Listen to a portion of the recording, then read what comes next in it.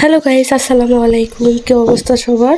আমি যাচ্ছি বাড়ির নিচে। ফোন দেওয়া হয়েছে বাড়ির নিচে আসার জন্য। ফাহাদের আব্বু বাজারে গেছিলো, বাজার থেকে আসছে, কি জানি নিয়ে আসছে। বাজার থেকে এইমাত্র নিয়ে আসলো আনারস, আর এখানে তো দেশি জাম, একদম টাটকা, দেখছেন?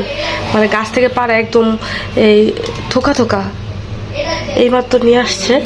আর আমি এখন আনারস কেটে দেবো। বাসার যেহেতু সবাই অসুস্থ, আর আমরা আনারস সবাই খাই, একটু মরিচ দিয়ে কাকুন্দি দিয়ে মেখে দিলে সবাই পছন্দ করে, ফাহাদও খায়। তা আমি একটু আনারস কেটে দিব, একটা কাটবো আর একটা রেখে দিব। এই এটা কাটবো, এটা একটু পেকে গেছে আর এটা একটু কাঁচা আছে, এই জন্য এটা একটু রেখে দেবো। তো একটু জাম ভর্তা করে দিব আজকে।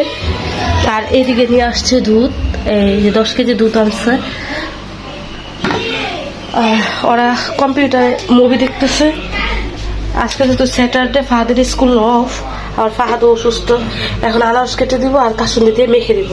আনারস বলে একটু চিনি অল্প একটু, এই ঝাঁকি দাও, আগে ঝাঁকি দাও। হ্যাঁ, ভালো করে ঝাঁকি দাও। হ্যাঁ হ্যাঁ, এখন ডালো ডালো। হ্যাঁ, বাস বাস বাস বাস।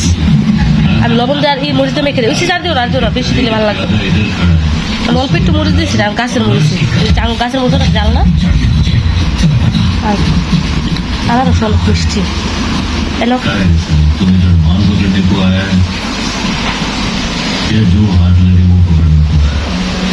ভাবছিলাম একটা আনারস কাটবো, তারপর দুইটাই কাটা হয়েছে, একটা হবে না আমাদের।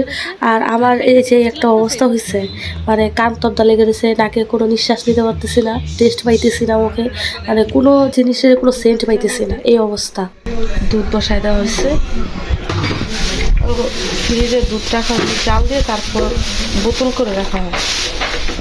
আর কাঁচা দুধ ফ্রিজে রেখে দিলে পরে যেন লাগে যেন তেল ছেড়ে দিচ্ছে, আর দুধ জাল দিয়ে রাখলে এটা সুন্দর থাকে। প্রথমে গুতা লাগাই দিছেন, চামড়া উঠে দিচ্ছে কানো কাটে কেম করে ভিতরে আসলটা বাড়ে গেছে। এটি থাকে নুনের ভিতরে, এইটার ভিতরে দিয়ে পুরো আলাদা রান্না দিয়ে খালি পরে বইলা যাইব।